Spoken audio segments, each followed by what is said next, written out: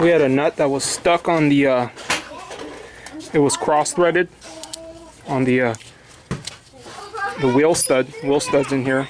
And what I did was I got a 3-inch cutoff wheel, and I just cut it sideways, and I cut the nut off of it, off of this one right here.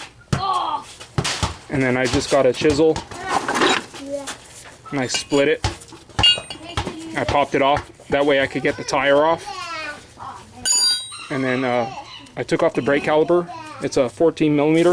This is off of a Toyota van, Toyota Sienna. It was a 14 millimeter to get off the caliper bolts. 14 millimeter. And then once I pop that up out of the way, and then I take the brake pads out. I already took the other brake pad out. I take the brake pads out and I put them to the side. And then this, I try to use a wrench, 17 millimeter wrench in the back right here to take the bracket off, the caliper bracket. But I didn't have enough leverage with the 17 millimeter wrench to get the leverage. So I went and got my 1/2-inch drive, 17-inch long 1/2-inch drive with an impact socket. And I got back here and it came off no problem. There's 2 in the back over here. So I took off one, take off the other one. Back here.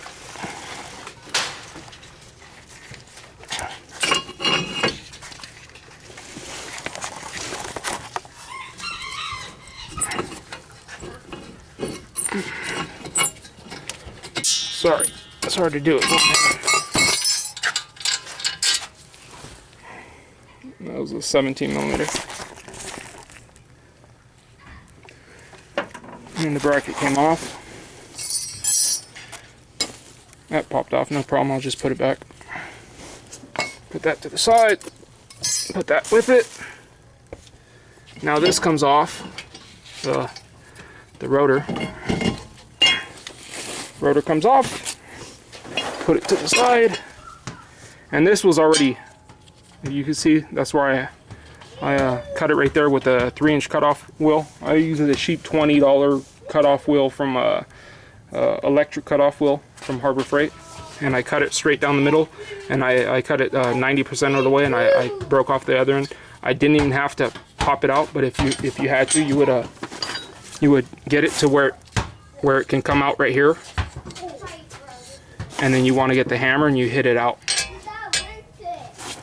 And I was actually lucky it was in that place because I actually put it in park. So I popped that out. So what I'm gonna do is I'm gonna get the new one.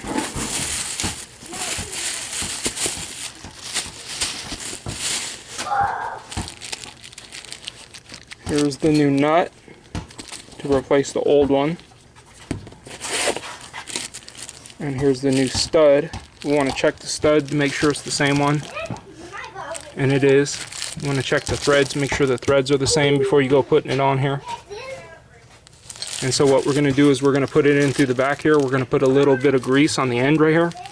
And I'm going to put it on here, and I'm going to use the nut. I'm going to start the nut off, and I'm going to bring it in. I'm just going to work the nut down, and it's going to pull it in. And then I'm going to put everything back the way it was. I'm going to put the rotor back, and then I'm going to put the caliper bolt bracket back. And when I put the caliper bracket back with those 2 bolts, which are 17 millimeter, then I'm going to put the caliper back with the 14 millimeter to 14 millimeter.